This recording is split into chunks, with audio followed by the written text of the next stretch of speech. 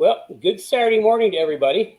We're here again for another Cars and Coffee with me, Kenny Brown, where I try to share real information, not like what you read on the internet. And that's why we started Cars and Coffee a long time ago. It's for you car guys and car gals who want to get real facts and not. Anyway, so the reason I said that is somebody was just talking to earlier was saying something they heard on the internet. And, oh, gosh. So anyway, again, I'm Cars and Kenny. Yeah, I guess Cars and Kenny, you can say that with a little coffee thrown in. Anyway, we've got kind of a cool show for you this morning. We've got a number of things we're going to talk about. I think last week, I can't remember who it was, but someone asked about the positioning of fire suppression nozzles in their car. And we actually, for the Speed Therapy Academy Masterclass last week, we actually had Dan from SPA Fire Systems who gave us the inside, and I'll share some of that with you. And then I think Carrie said someone, maybe Speed Therapy Society, posted something about an article, Ken at the Glen, when we used to do track days at Watkins Glen. So I'm going to talk a little bit about that. We've got another Transforming Driving Experience workshop coming up. I got two show and tells today. One is ball joints. We're going to talk about ball joints on S197s and why we no longer manufacture the lower control arms for our front grip kit for the 5 to 10 Mustangs. And what we do is we upgrade the 11 to 14 spindles, and we'll talk about that here in a minute. Why. Thank you, Carrie. I like that.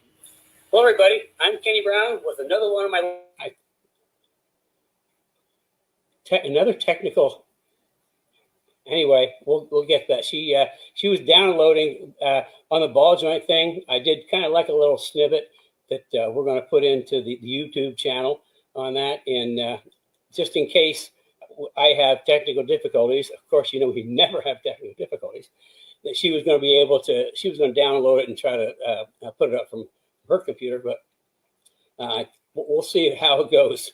So that'll be coming up. But anyway, you got a little, that's a teaser. I guess we call it a teaser. And then we've got some good questions today. Also, if you've got questions, please send them in. I'll try to do my best to answer them. And you just flip pages. We got two really good questions today. And a third question that's going to stem part of my tech talk. So I think what I want to do, I want to talk about fire suppression nozzles. We had a question last week, the best place to put the nozzles.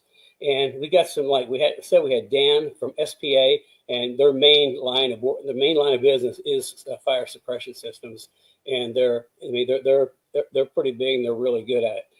Anyway, I posed that question to him, and he has some interesting answers. He said, first, in the driver's compartment in the cabin, you always want to have the nozzles lower than the driver's chest. Okay, lower than the driver's chest, and sometimes on the floor. You don't want it up any higher because if it could get in the driver's face and eyes, he couldn't see. So you want to keep it low because the fire is going to be low. Also, in the engine compartment, depending on what kind of engine you've got, he said, typically the fire is either going to be on exhaust or the fuel. So a lot of people, if they've got a V8, they'll have two nozzles that point right down either side of the engine. And then we talked about, I mentioned the back, putting one by the fuel cell. And he said they really don't look at putting a nozzle at the fuel cell because the fuel cells are made to take impact and not burst and not leak and not catch on fire. So, you could put one back there, but his main concern was the driver, keeping it low, lower than the driver's chest and the engine compartment, wherever any point of ignition could be. And I think the most interesting thing, though, he was talking about, they're working on a new fire suppressant specifically for lithium batteries. He told me some stuff I didn't know. He said that the lithium battery, when the lithium battery catches on fire, that they're extremely hard to put out. It's almost like magnesium. It burns super hot, and it's just you really can't hardly put it out. So he said they're working on something that's going to they're focusing on batteries because with like the Teslas and hybrid cars with all these batteries, if they catch on fire, it's like really bad news. I guess the fire departments are told if you've got a Tesla battery fire, you pour at least 30,000 gallons of water onto it to try to cool it down. Tesla says that the batteries, if they catch fire, can burn for up to 24 hours, and they can also reignite, which is something he said that they've seen instances where they've got a battery fire out, and they take it off to the salvage yard, and a few hours later, poof, the thing pumps back on top of fire again. So that was kind of interesting. So if you have a lithium battery, just be aware that if it catches on fire, you're not going to put it out, no matter what. But anyway, that's my little tips we got from Dan from SPA Fire Systems. And then we've got, I think Carrie, was it on in the Society? Did somebody put up a copy of an article? Yeah, I think it was Omar. Yeah, he's pretty active in the Speed Therapy Society, our private Facebook group. So yeah, and I thought it was pretty interesting. So tell them what you did. You pulled up some articles. Well, I looked down. I got lots more, but I just didn't have time to go through the boxes and boxes and boxes of like magazine articles. We've been over the years. I can't tell you how many magazines we've been in. We got like, I'll say thousands of them maybe. So anyway, I found two that were easy to get to, so I brought them in. And I think Omar was saying something about Kenneth Glenn. And so this is an article, February 98, Muscle Mustangs and Fast Fords. And this is one of the events we had at the Glen. We used to, every October, we used to do Kenneth Glen, Watkins Glen I'm talking about. And it was such a cool event. First of all, that's one of my favorite tracks to drive. Secondly, we got there on probably easily a Thursday night, and the trees were they're still green and maybe trying to hint that they might do something. And to get to the track is this kind of like valley that we drive down to get to the track from the hotel. And by Sunday night, by the time we leave, the trees were turning orange and yellow, and it was really cool. So anyway, here's an article that was written by Jim Capisano, and you can see we had more than a couple cars. There we go, more than a couple cars. And then we used to do quite a few driving schools with Muscle Mustangs. We partnered with Muscle Mustangs and Track Time, and we always got just really, really super support. Now this is an article from March 87 by Evan Smith, and Evan has been on. You may remember that those that have been around for a while. We've had Evan on Cars and Coffee, and this is going back to school. Jim Capisano was the editor of Muscle Mustangs back then, and after they were all drag racers, and after he went through my school, and I taught him how to drive. He had pretty much every editor, a new editor to Muscle Mustangs. He sent him to me to teach him how to drive. And Evan was one of my best students. And this article was written by him back to school. Again, you can see we had more than a couple cars. You can kind of see what era it is. A lot of SN95 cars there. So yeah, this was 1997. So a lot of people asking, are we going to do driving events again? The answer is yes, but I just can't say when. We've got so many projects going on right now. It's just time. There's just not enough bandwidth, enough time.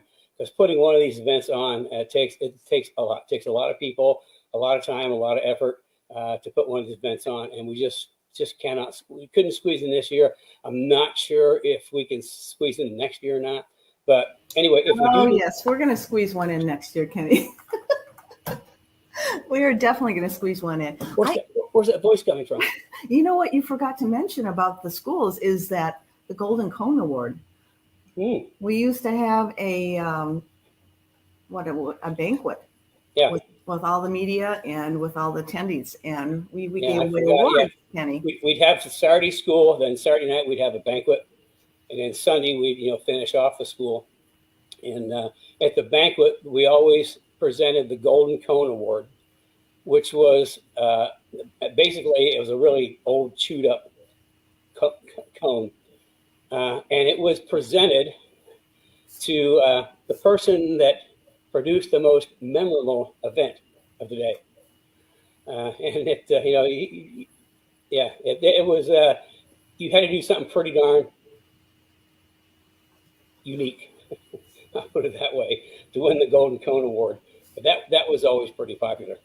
Yeah, it was always some kind of an off-track excursion or a spin or something. And I think both, did Campy earn one? I know that Jim Camposano did. It was pretty interesting that a lot of the editors that would go through would earn them, and the driving participants weren't, because they would know how to drive a little bit better. So it was interesting. Also, we had another award that went to the instructors. It was the the Shit Award. The Oh Shit Award, which they would get a roll of toilet paper for the instructor that experienced the most puckering event with a driver during the day. I forgot about that one. Yeah. So yeah, it was. They were so much fun. What Kenny did during the event is he would do a number of tech sessions during breaks and during lunch, and he also we had a team of pit crew people. Kelvin, you probably remember this, and Brad. But we'd have people take tire temperatures, and then Kenny would read them and teach you how to set your car up at the track while you're there. It's a very cost-effective way to set your car up on the track to drive better. So that was always fun.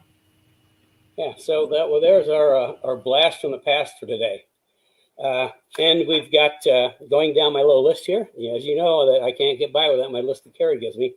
Even though she's not here, I still have a list. Transform Your Driving Experience Workshop is coming up. Is August 23rd to 26th. So mark your calendars. That's 7 o'clock in the evening. And is this going to be on Zoom, Carrie?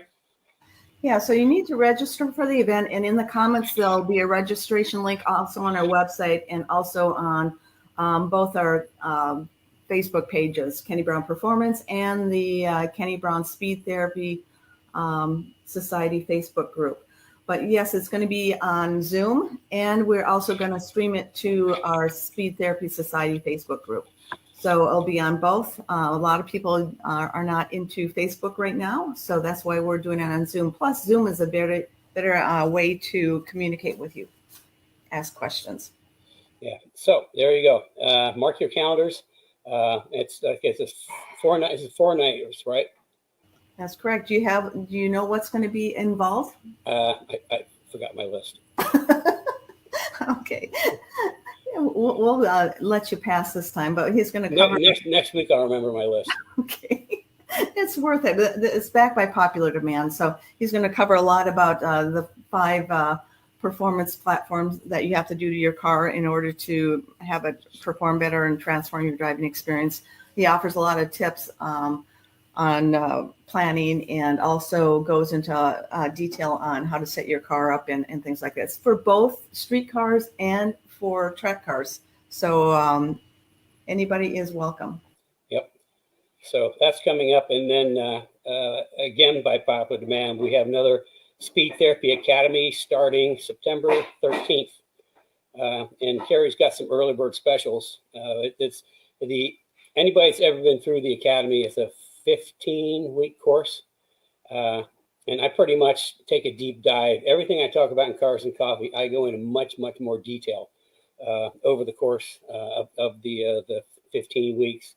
And it's when the whole object is when people come out of that, they've got a great understanding of the entire car, how it works, how to make it work, how to adjust it, how to set it up, how to drive it. So that's there's a lot packed into not a lot of time. So if you need more information, you can contact Carrie. So let's see. Or it's on our website, Kenny. Information's on our website as well. See, they never tell me any of this stuff. I have to find it out just when you do. So, okay, I think let's go to ball joints. Now, what I did is we were updating a 2008 Roush Mustang with front grip kit. And like I said, we don't do the 5 to 10 ball control arms anymore. And so we put a little video together that's going to be in our YouTube channel. And if everything works, I need to check that box. Check that box. Okay, fingers crossed. Here we go.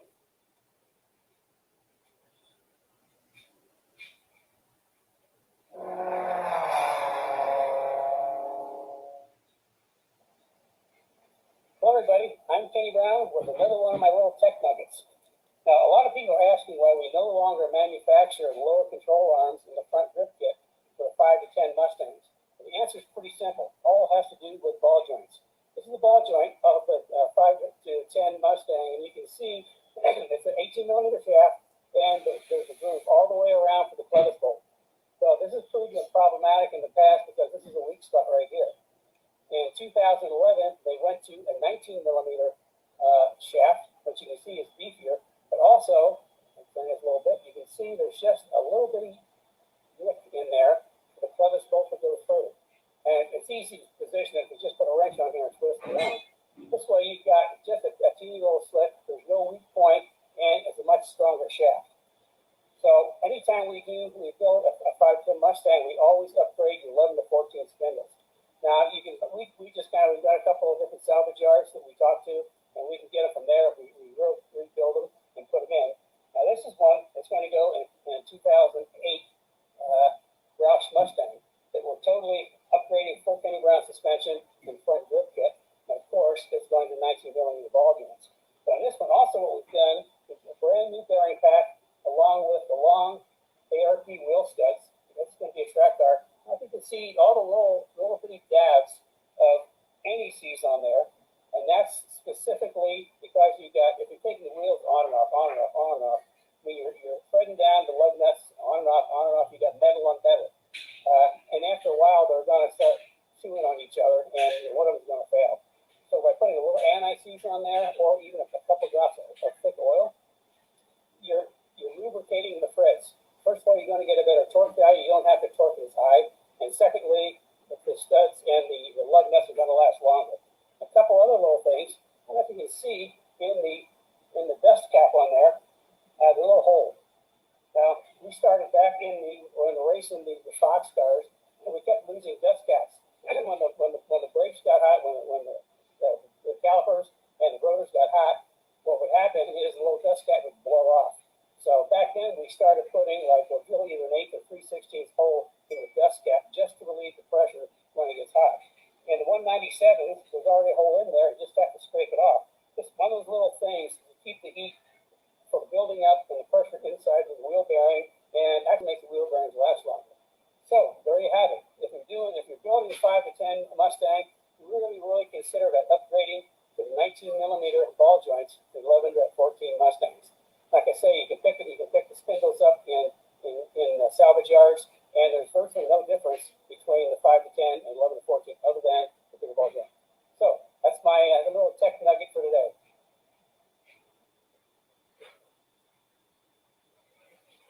Okay, did it work?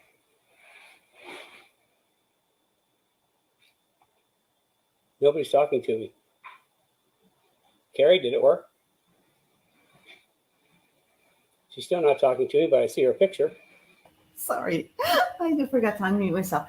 Mine was a little muddled, so what we'll do is we will replay that on Kenny's Speed Therapy Society Facebook page, group.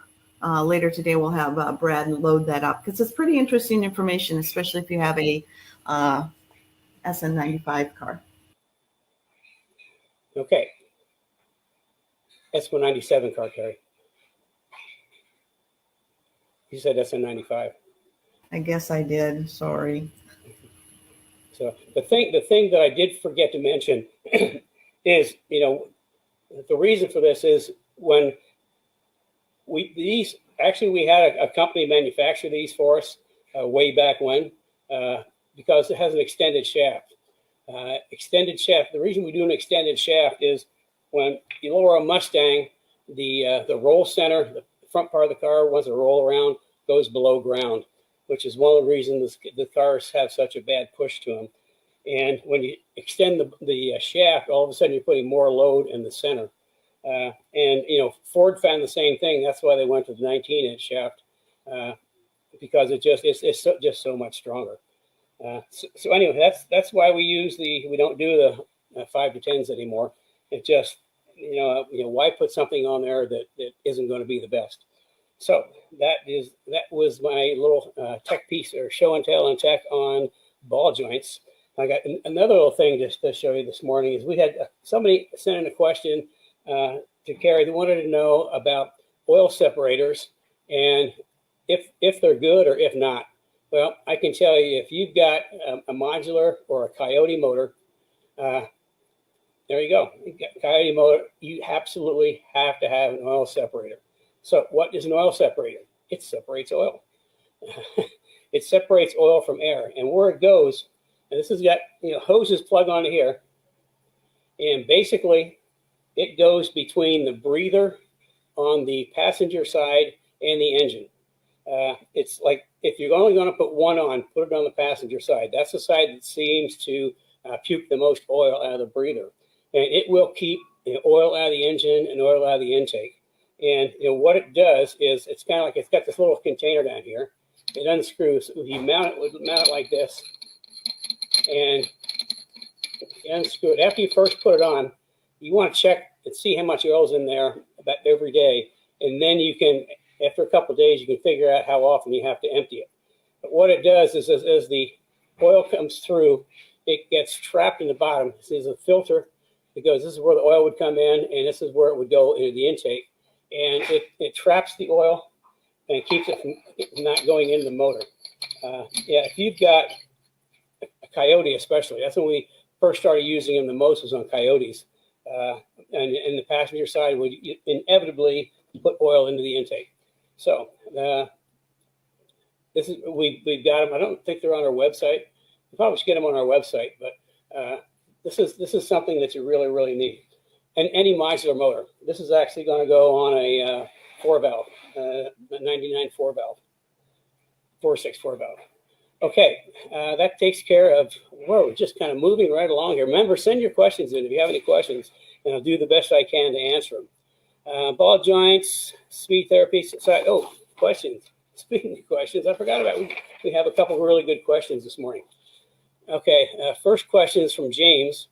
Says, I would like to hear my input on 18 versus 19-inch track wheels on S197. Less rotating mass, cost of tires, and selection of tires seems to point to 18-inch, but he'd like to hear my take on it. Now, here's my my preference is we use 18-inch wheels for race tires, because just about every series mandates an 18-inch wheel, and there's a lot of 18-inch race tires. So for racing, we use 18s. For street and track days, I like 19s. There's a lot of good tires in like good track tires in 19s. And the thing about the difference between 18 and 19, let's say that, and we're only looking at anything tires between a 285 and a 305, sometimes a 315. So in that grouping, there's a really great selection of tires in 19. And if you were to take, for example, let's say a 285 30 18 and a 285 30 19. The 285 30 19 will actually be about a 1 inch taller tire. And I like tall tires on Mustangs. It just, for the weight of the car, it just makes more sense to have a tall tire, especially for forward bite. That's, you look at drag cars, they got huge tall tires. Well, we don't want to go to that extreme. But I like 19s. Typically, our typical setup for a 197 is a 19 by 10 front, 19 by 11 rear. And if it's just like a V6 or an EcoBoost, that doesn't have a huge power, we would go 10 inch all the way around in 285 35. That's a really nice tire to do a square setup. And when they're square like that, you can rotate them, which is always handy. But for anything that's got like 500 horsepower plus, I like to go a 19 by 10 front and 19 by 11 rear with a 285 35 front and a 305 30 in the back. That's kind of like my favorite combination. Now, we have on some cars gone bigger on both ends, just depending on the car, but that more has to do with the special build that we're doing. So, that's my take. Either one's fine. The other thing about 19s is you got more air between the brakes and the wheel. And my 20-inch wheels are for show. That's the way I looked at it. 18 for race, 19 for street and track, and 20 for show. So that's how I look. I mean, either one's fine. I mean, if you're more comfortable with 18-inch, go with 18-inch. It's fine. So Kenny, what happens if somebody is just joining us right now? Well, that means I didn't look on my page where it says, if you're just joining us, I'm Kenny Brown, and this is Cars and Coffee, where I try to share some of my massive experience from professional motorsports and building, early top of the line street, high performance street and track cars, and also championship winning race cars. So that's the questions that we had sent in. And then if you got any more questions, send them in. I'm trying to see what we have left on my list. Oh, there's another question. Rodney, this is a really good question. Panner bar, when you adjust it, do you set it side to side, or do you center your axle or do you center your axle so everything is in line? Well, actually, to me, those both the same thing. But here's the easiest way to adjust your panner bar. Now, what you want is that axle centered in the car. And with a double adjustable panner bar, you can actually move it back and forth. You really don't move the axle. You move the car on top of the axle. So the easiest way to do it is to get like a great big long carpenter square. And I'll put this up against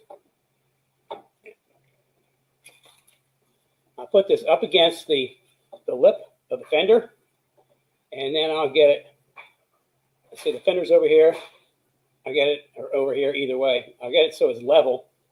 And then I'll measure the distance between the level and the tire. And check one side and then check the other side. And if one side has more distance, then you want to shift the axle the other way. So let's say the passenger side has less distance than the driver's side, and you want to lengthen the panner bar and shift it. So keep doing that back and forth until you get the measurement on both sides the same. And also, it has to be on the ground at ride height, or like on blocks or something, because you can't do it when it's up in the air. It has to be at the regular ride height you're running at. So that's the other way to do it, which is I'm not quite as fond of, because you have to wait for it to stop moving. But you can take a piece of string and tie a bolt or some washers onto it, tape it to the fender, let it hang down, and use that to measure. Either way is fine, but you want to just work it until you get that car the same distance from the edge of the car to the tires on both sides. So, okay, that's the panner bar. We're moving right along today. Now we got everything done. Fire suppressant, Kenneth Glenn, workshop, ball joints, questions from the society, and I forgot what's on the front page. YouTube. You guys watching on YouTube, you need to do a hat trick. You hit the like button, the subscribe, and the little bell. And then if you're on Facebook, like and share with your friends. I mean, the more people we have in the group, the better it gets. And if you're not a member of the private Facebook group, Speed Therapy Society, please join. I think you're going to find some really good people in there. A lot of information to share. So I think I've got pretty much through everything today, Carrie. What have we got? Have we got any questions that came in? Yes, we do have questions, and let me get to them. I also found some information on the Transform Your Driving Experience workshop. I know we were both fumbling on that. So the first day is the first critical steps to maximizing your driving experience. Day 2, Kenny's going to be going over building your performance platform. Day 4 is dialing in your car for maximum performance. And day 4 is refining your driving techniques and track prep tips. So it's a really good session. People love it. Let me get to some of these questions here. We have some good ones, Kenny. Let's see. Herstifer.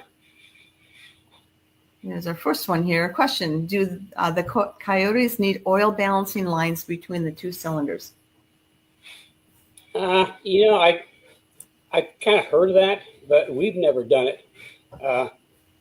It's something that I think I'd be more apt to, full on race car. But I mean, it's something we've never done in our Coyote Motors, and we've never had a problem. So, I don't have a good answer other than we've never done it. But I have heard of people doing it. Yeah. Oops. Here we go. Next one. Hey, Kenny, we finally got the trailer. Went with the Open Homes Dynamite. So that's great. Cool. Rick Spada. And then we have Kobe. Can you vent to air instead of using a catch can? Well, yes and no. On the newer cars that you're using you're using mass air to measure all the air. I mean, the system is sealed, and if you interrupt that, then you could throw up your calibration. I know, like on the race cars, what they'll do is they'll, rather than having it go back like a little can like this and going back in the intake, then what they'll do, they'll actually mount like a much bigger can on the firewall with a vent on top. But in that case, the entire engine is calibrated around that system. So I mean, to keep it easy, just use one of these, stick it between the valve, the passenger valve cover, and your intake, and that'll be fine. Okay, ready for the next one? I'm not. Well, going back on that, venting the air. I mean, back when I was doing Windsor motors, like overhead valve motors, we always would have, on top of the valve covers, we'd always have a breather. And for race cars, we'd actually stack it up like 3 or 4 inches so it didn't lose oil out of it. So that's the old days.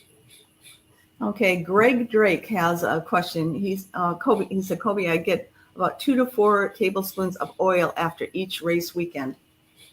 There you go. That's 2 to 4 tablespoons that would otherwise go into your engine and start gumming things up. So there's a real life experience answer for having a catch, an oil catch. And so if anybody has any questions, this is sort of last call to get questions. We have a few more left, but if you have any questions, please add them now.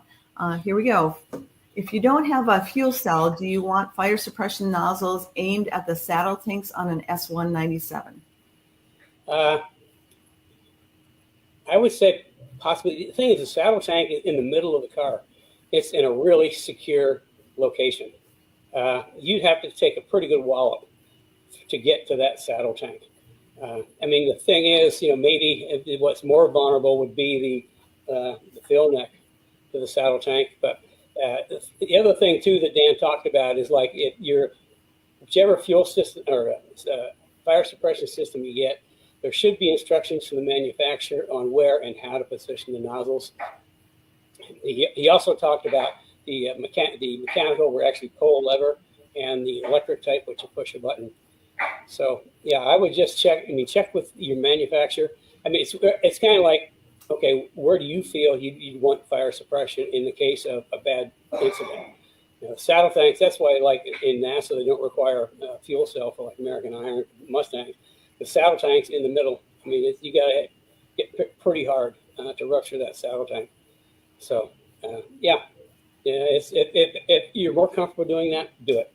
And the other thing we talked about is bigger is always better. If they say the minimum you can have is a 5-pound system, then you want to get a 10. And you can't have too much fire suppressant. I mean, you don't need it until you need it. So, okay. What's next?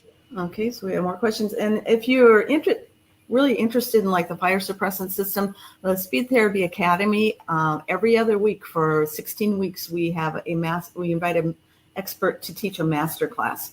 So it's just wonderful. One was fire suppressants. This week we've had wheels and tires. I mean, just a whole bunch of different things. Yeah, we've had safety, plumbing, cooling, driving. There's a bunch more thrown in there, but I know a lot of people in the industry, so I try to tap into my friends and have them come on and do like maybe 20 minutes to talk about their area of expertise. And then because it's in Zoom, then our guys can ask them questions. So that's kind of like one of the most favorite parts of the academy I found out recently. So, okay, I have the next question. Okay, my computer screen just ships. Here we go. Roy Wallace has a question. And Roy, I'm just going to let you know before Kenny answers your question that we are going to replay the section on the ball joints in the Speed Therapy Society Facebook group. It will just be posted there. And another way, if you ever miss out on anything, is you can, all the Cars and Coffee set episodes are played in Facebook, and they're also archived on the Kenny Brown Performance TV YouTube channel. So you can always go there, and you can also binge watch there when your wife is gone. Here we go. Roy Wallace. He's missed the ball joint combo. Do you recommend longer ball joints on a 9904 to help roll center when must use stock K-frame? Yeah, that's a good question, and it kind of leads me back to the origin of extended ball joints on Mustangs. We were the first to do extended ball joints on Mustangs, all the way back when we did the upgrade. Actually, before we did the upgrade in 2001 with the all-new K-member and everything, we've been using them for a while. The problem was back then, the only extended ball joints, longer shaft ball joints that we could find were for an ASA race car, stock car. So, and that was for a GM. So we actually had to get those ball joints and have a little taper, kind of like sleeve on there to help them fit on the Mustang, or we'd have to get a reamer and ream them out. But the reason you use an extended ball joint is when you lower the Mustang in the front, what happens is the roll center dives down. Now, in the academy, we go pretty extensively into geometry and exactly what happens in suspension geometry when you lower a car and how you calculate the roll center. So by extending the ball joint, it actually brings the roll center up, which helps a lot in the front. Now, one of the issues that Mustangs have is that when you lower the car, the front low center is real low, like below ground. And that's 197, where the panel bar crosses the center line in the back is the roll center. It's up high. It's at the center of the diff. And you've got that big angle from the back to the front. So when you go around the corner, the car is rolling on those 2 points. And what it's doing is it's rolling a lot of weight on that front outside tire, which is why a lot of times when you get the car in a stock suspension, you get the car turned, start going into the corner, and the front starts pushing out. You have to get all this understeer. You have to wait for it to catch before you can get back to the gas. So by bringing the front roll center up, we probably should do a thing on the AGS 4.0 suspension again sometime. But what I do in my suspension, my 197 suspension only has 3 parts: rear grip kit, front grip kit, and springs and shocks. But in the front grip kit, we bring the roll center up. The rear grip kit, we bring the rear roll center down. So instead of an angle like this, it's almost flat, which has an amazing impact on how Mustang goes through the corners. It doesn't roll up hard on that outside tire. It stays more flat in the middle of the corner, which means that you don't have to wait as long to get back to the gas. And going around the corner of the Mustang with a live axle with roll center high, I mean, you can feel that inside tire getting light, and you've got to just feather the gas, because if you get to the gas too soon, you overload the outside tire, and all of a sudden the back of the car is going down in front of the car. So by doing what we do with the roll centers and all the other geometry, is that the car doesn't want to roll up, which means you don't have to wait as long for the axle to settle, which means you get to the gas sooner. So I'm typically on the gas well before the apex, and I'm like pushing hard. By the time I get to the apex, I've got most of the throttle in, so I get great launch off the corner. And it's good lap times and speed. It boils down to one thing: corner exit speed. The higher your corner exit speed, the higher your terminal speed before the next corner. So in everything I teach in the academy and in the workshops, it's all about corner exit speed, getting that jump off the corner. So if the car doesn't roll as much, and you can get to the gas sooner, if you got more speed at mid-corner, you got a lot more speed at corner exit, you're going to pass people down the straightaway. Now, that's a 197. On an SN95 and Fox, it's kind of like a worse scenario.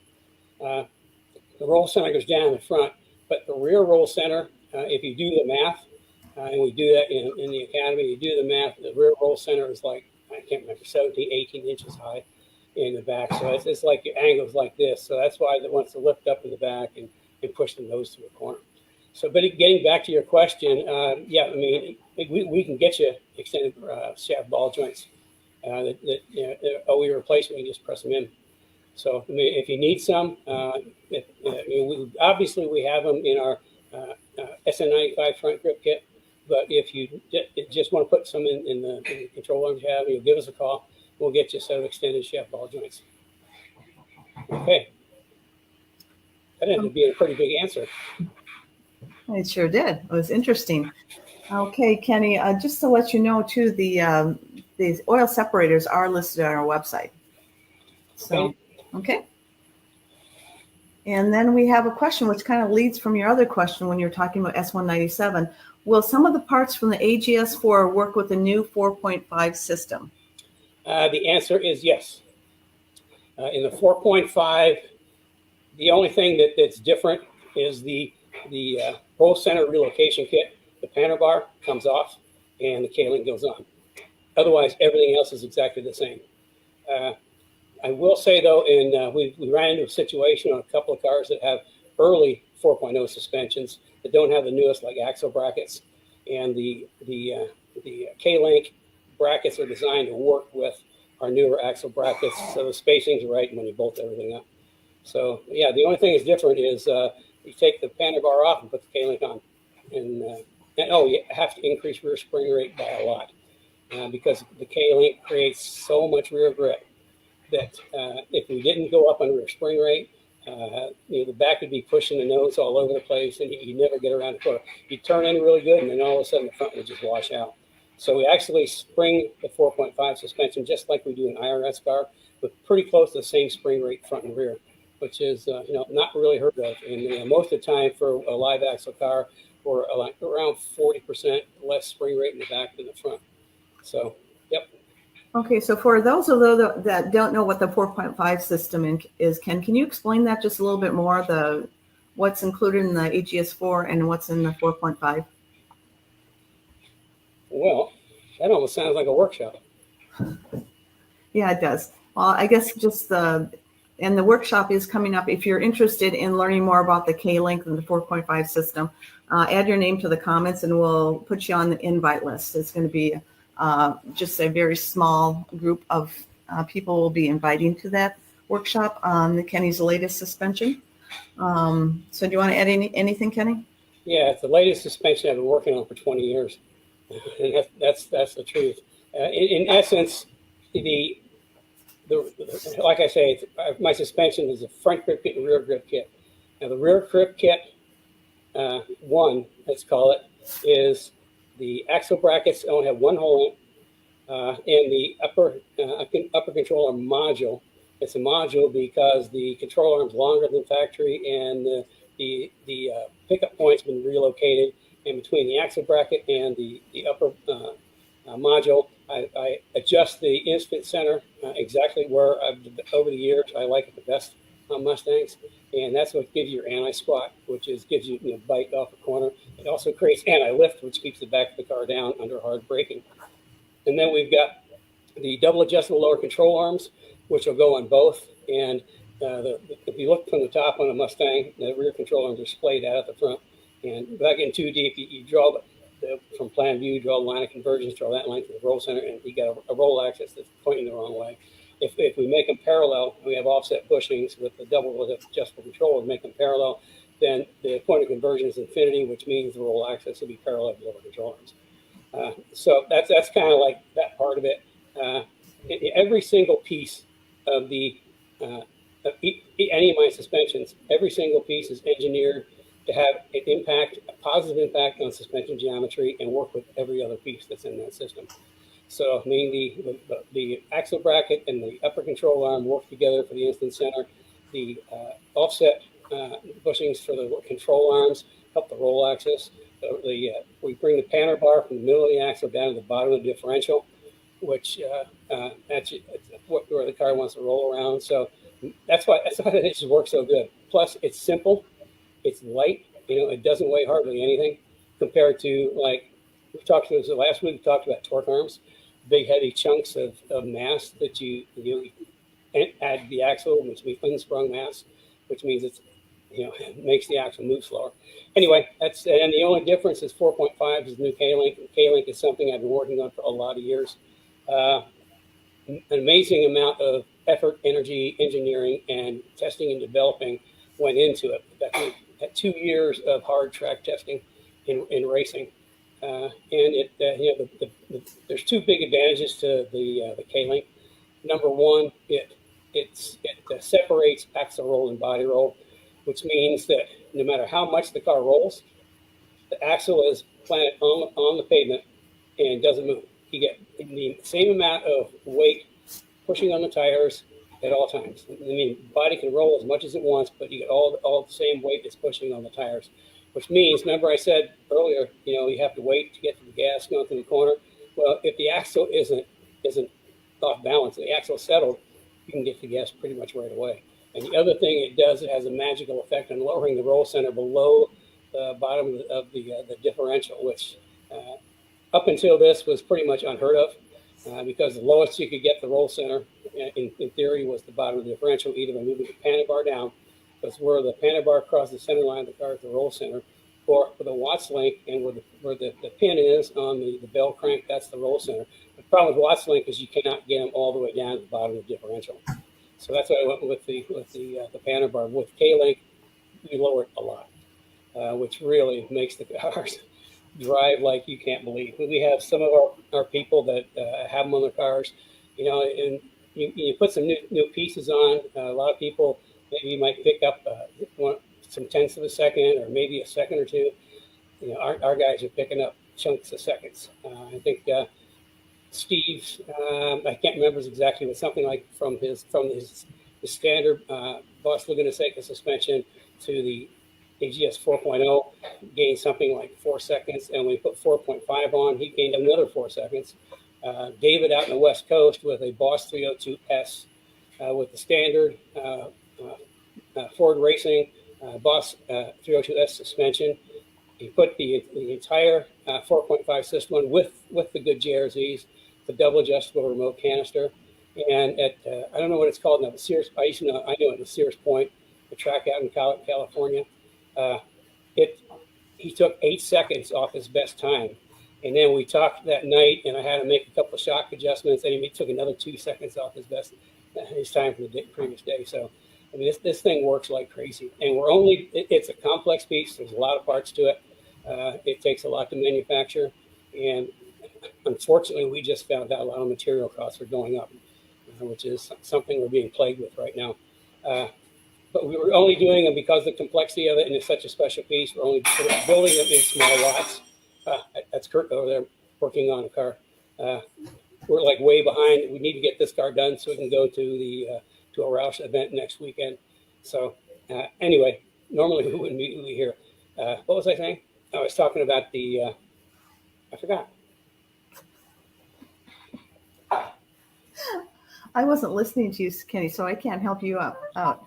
So. Oh, yes, talking about the K-Link. We build them in small batches. We've done 2 batches, and now we're ready for the third. So there's going to be a workshop on that. So, I mean, if you're interested in the ultimate Mustang suspension, register for it, because if you see it, you'll be blown away. Everybody, when they get it, the comment we get, this looks like a work of art. It's almost too pretty to put on a car. And it's a pretty cool piece. And like I say, it's got a lot of time, engineering, and development into it, and testing. That's why we applied for a patent, because so much of my stuff is copied in the aftermarket that I got too much invested in this, and it works too good to have somebody rip it off. So Paul Dondero is another one of the K-Link people. He says the change is stunning with the K-Link. So it's pretty cool. We will be having another workshop. I'm trying to get it worked in next month. So you'll hear more about that in another week or so. Also, APL Custom said he thanks you for the information. His name is Jeff, by the way, and he loves your show. And that's Yeah, who Jeff. asked the 4.5 question. We also have, I think this is very interesting, and everybody that's interested or lives around the Oklahoma area, this would be a great event to go to. Chuck Foley is involved in this, and it's called the Great Mustang Roundup. It's hosted by Oklahoma Mustang Club in Mustang, Oklahoma. That's cool. September 3rd through the 5th. And the website is greatmustangroundup.com. So again, that's September 3rd and 5th is coming up. I think that's Labor Day weekend, so that would be a great weekend to show up for that. Again, it's greatmustangroundup.com. So it's a wonderful event. Heard a few people talk about it. Yeah, we could probably post that on Facebook and also in the society. Yeah, Brad, you got that? Can you post that up on Facebook for us, please, on both Facebook pages? And we have a question. I'm going to go back here. Joe Johnson has a question. You also need a handheld fire extinguisher in your car because you go off track and set grass on fire. He says he's seen a car completely burned to the ground due to this. That's a really good comment. That's a great point, Joe. And that's something that Joe is a alumni of the Academy and a devotee. I mean, he never misses a one. But yeah, that's what we talked about is that also having, if you've got a full-on suppression system, having like a handheld fire extinguisher, just for that case. And I've seen it too. Cars, spin off or go off track. The motor dies, you have to pull off track, and there's dry grass, and the heat from underneath the car sets the grass on fire.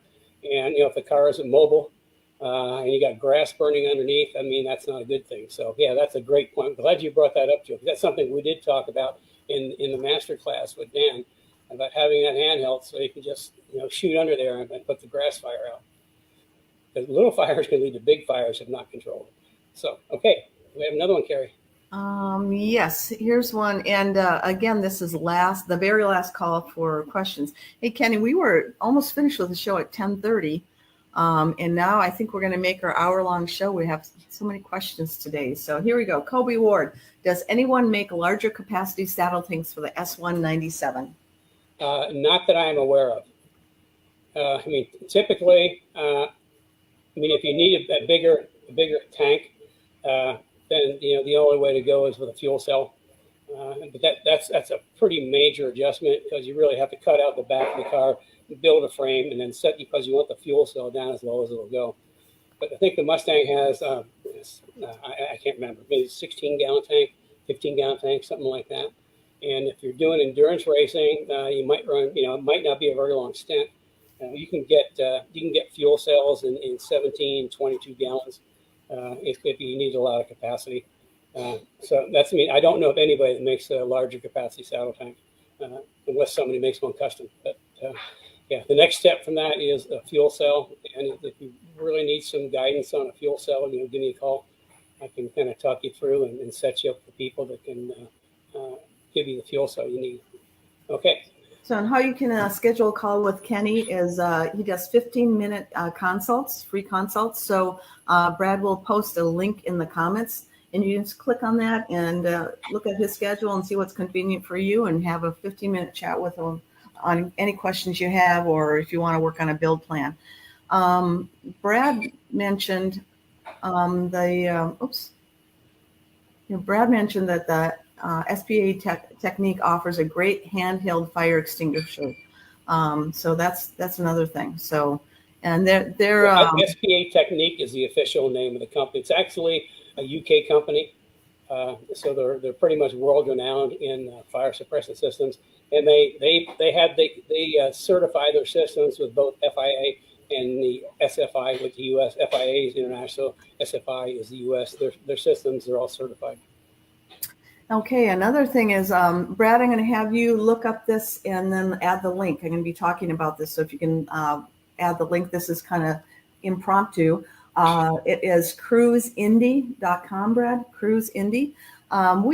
Kenny's been invited to attend a local car event. Kenny, do you want to tell him a little bit more about it? Because it's pretty unique. Yeah, actually, it's interesting. It's one of Carrie's back doctors. He's a real car guy, and he's from Detroit originally, so he knows all about the Woodward Cruise. And he's putting together. He did it last year, and it's going to be here this year. And it starts in the morning with a car show. This is up in North Carmel, and then there's a cruise. It's kind of like a cruise around. I don't know how many miles it is, but it's kind of like a laid out path.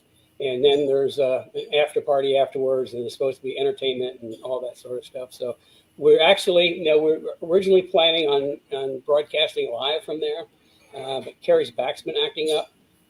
So I told Kevin that we weren't sure if we're going to be able to make it, and he's just begging us to be there. So we're going to do what we can. We'll just see how Carrie's back is. And what's the weekend? September 18th? It's September 18th, Saturday, September 18th, and we will be there somehow.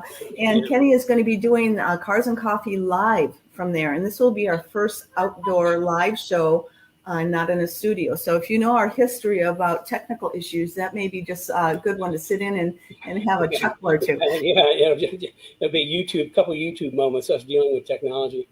And also, if you'd like to attend, Brad has already added the link for it. You can read a little bit more about it. We'd love to get as many Mustangs there as we can.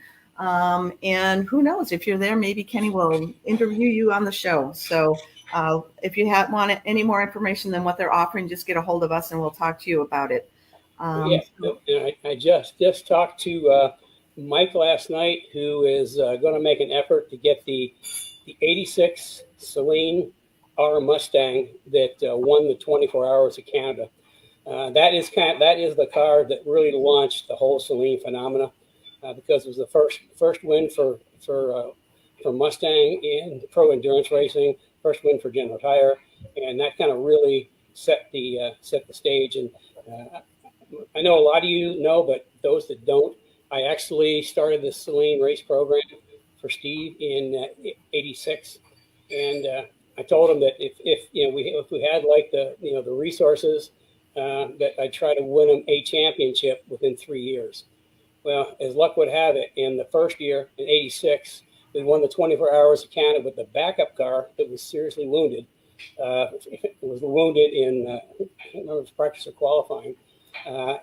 We had like the race in hand, the leading car, and it got crashed out at 4 a.m. There was no way to repair it, so we had to put all our attention into the second car, which was, I can't remember. I mean, it's along like third or fourth or something at the time, and we just focused on that car, just one car, and we brought that through the field and won the race with it, which was pretty cool, because that's that was like the big thing that really launched the Celine. And then in '87. Because there was so many problems with 86 cars, I gave Steve a list. This is what I need if you want to win races with the car. And he went to work, and we met with the Ford people and other suppliers, and it pretty much got everything I asked for the 87 cars. So when it came to 87, I told him I'd try to win one championship in 3 years. Well, in 2 years we won four national championships, which was pretty outstanding. So. That's where all my Mustang comes from. Before that, I was like real race cars, and it took me a while to figure out the Mustangs, because I was kind of like a racing snob back then. Open wheel cars and prototype cars. It's like real race cars don't have doors. Well, it took me a while to figure out how to make it work. But once I did, I did a pretty good job of it. So that's how I got going in Mustangs. I kind of got under a long dissertation. So anyway, just back to the Cruise Indy. What Kevin's trying to do with this, he's obviously raising money for charity, but he's really trying to have like a mini Woodward Dream Cruise. So that's sort of what it is. So there's a car show and a cruise, and then the after party is supposed to be great. There's food trucks there, music, and it should be just a really fun day. So again, if you're in the area or if you want to come out, Kenny will be broadcasting Cars and Coffee live on September 18th. And we have a couple more questions, Kenny. We are going to make it till noon. Here's Leo. What a cute little girl. What is the range and roll stiffness adjustment for the SN95 adjustable front bar versus the IBOC front bar? I don't have an answer. If I don't have an answer, I'm not going to BS.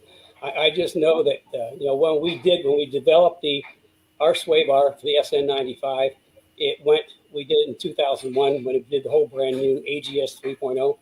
AGS, we're talking AGS 4.0 and 4.5. AGS stands for Advanced Geometry Suspension Systems. And the DNA on AGS goes all the way back to the 87 Saline season, where it's another story that we messed with geometry and actually made the cars turn. When we did a whole brand new K member in the IRS in 2000, that's when we developed the sway bar. And we didn't compare it to anything. We had 3 different thicknesses of sway bar, and they're made out of chromoly. And we tested all 3, and we ended up with the one that was in the middle was absolutely by far the best. So we didn't make any. We stopped offering the medium, soft, and hard, and just went with the medium one. So I can't. And we did some calculations, but this is like 2000, and just I can't remember. But yeah, I mean, it's like it works pretty good, at least with our suspension and geometry on our suspension. So, and they look cool. We have one comment here, and this will be the last comment, and I don't see any other questions, Kenny. So here we go. Small tank can go in the spare tire well, but you have to merge the 2 tanks. Oh, that's a good point. Yeah, you can get. I forgot all about that. Yeah, thanks for bringing that up. You're a smart audience. Yeah, I like it when people help me. Yeah, some of the fuel cell people have a spare tire cell that drops right in where the spare tire is. But what you have to do is you've got to plumb them together so that the one in the spare tire feeds the main cell. And I can't remember how many gallons it is, but certainly we can. We might put a link. Let me check and see if I can get a link to that, and we'll stick that up on Facebook and the society. So again, what link do you want, Ken? I'll make a note. I need to get the link for the spare tire extra fuel cell. Okay. And that reminds me, if you, we have a lot of people that watch after the live show. If you have any questions while Kenny, you're listening to the replay, just add them to the comments, and we will be able to get back to you. Kenny will be able to answer that for you. Either we'll get back to you in the chat, or else we will answer on the next Cars and Coffee. So feel free to add comments or in the chat if you have any questions. Or subjects. If there's certain subjects you'd like me to talk about, because like I say, I talk about what you guys want to know about, and everything today, for the most part, came from inquiries. So if you got a certain subject you want me to talk about, then send that in, and we'll kind of schedule that into one of the Cars and Coffee. I think one thing I missed on my notes is sometime in September we're going to have a mini workshop on brakes, which is something that is really important. And what I share on brakes, you're not going to find anyplace else. And it's going to be really informative and handy. We just had a 15-minute consult just this past week with someone that I forget what we're talking about, but he said it was a GT500. He could only Ray Bestis pads were the only ones he could get, and he didn't like them that much. And I said, well, we got brake pads. G-Lock builds kind of special pads for us. And he said, well, I tried those pads and they were terrible. They didn't work. I said, well, which compound did you have? He said, well, I had the 18s. I said, well, that's not the brake pad you needed. The 18s are for like super serious, full-on professional racing that have super high brake temperatures, because the heat range on that pad goes to 2,100 degrees. Okay, a Mustang will typically run around 1,200 degrees rotor temperature. And what was happening is the compound was so advanced that he couldn't get them hot enough to bed them in. So that's the first problem. And secondly, he couldn't get them hot enough to work within the range, and they just glazed over. So I mean, he's got. He bought some rotor temperature paint, and he's going to get back to me with the temperature his rotors are running at, and I'm going to pick a brake pad that puts that temperature right in the middle. That way you get the best braking capability and the longest longevity on both the rotors and pads. So because I got we cut it down. I think we're only down to eight different compounds now that we've got. depending on your application and what you're using it. So, yeah, I mean, brakes are important. Getting the right brake pad is super important as well. Okay. Okay, we're going to squeeze one more in under the wire. Rory, it's your lucky day. What is the benefit to moving the Fox K-frame 1 inch forward? That's actually what we do with our K-member. It does a couple of things. First, it increases caster. And for those that have been with me for a while, know that I'm just absolutely crazy about caster and Mustangs. I want absolutely as much caster as you can get. So by stretching the wheelbase an inch, we actually, because the ball joint's moving out, the top of the strut leans back and adds more caster. Then we also, to augment that, we've got our Caster Plus camber plates that years ago we used to use caster camber adjustment, but all I ever did was adjust the camber or caster maximum. So by eliminating the caster adjustment and just putting caster at maximum, we picked up another half or more degree caster. So that's why we call them Caster Plus. And between that, I mean, it does so much for the car. I mean, adding more caster, it helps turn in. It actually has an impact on front anti-dive, but that's a very complex answer for that. And like I said, that's something we talked about in the academy when we go through suspension geometry. I think we spent 2 weeks on suspension geometry, but actually, caster actually helps anti-dive. So, and anyway, yeah, caster is an inch more caster. It helps the weight bias a little bit, but in these cars, I mean, they're so heavy and so gangly, that really isn't a huge improvement unless you're doing serious level racing. So, okay, I think that probably wraps us up then, Gary. Yep, it sure does. And remember, if you're interested in attending the Kenny's Transform Your Driving Experience Workshop, you need to register online for it. And it starts August 23rd. It's 4 days and it's free and it's online. So it's a great way to hang out at night. And also, if you want to register for the next sale webinar on the AGS 4.5 and my patent pending K-Link, I'm sure they'll put a link up there to register for that too. So Okay. do we know when we're doing that? Yeah, and well, I was going to discuss this with you offline, but we bumped the brake workshop again. So we're planning on having this the K-Link workshop next month in September. Typically, we're going to start doing every third Wednesday of the month. We'll be doing a workshop. All workshops you have to register for, though, and you can find out about anything Kenny's doing on his Kenny Brown Speed Therapy Society group. And then the brake workshop will be the third weekend in October. So that's the schedule right now. Yeah. What we're running into, we got too many things to do and not enough days or time to do them. So, okay. With that, I think we probably have no more questions. So we'll wrap up for today. I will see you all next week. We have one more question. Oh, no, we don't. Never mind. We don't. Okay. I'm not sure what we're talking about next week. Send me in some suggestions of what you want me to talk about, because right now we don't have anything scheduled. But we'll get questions. We'll figure it out by then. In the meantime, send something. If you want me to talk about something, send it in, and we'll try to get it scheduled. So with that, I guess anybody that's here from the Speed Therapy Academy, I will see you Tuesday night. We're into the final stages of the driving and car setup.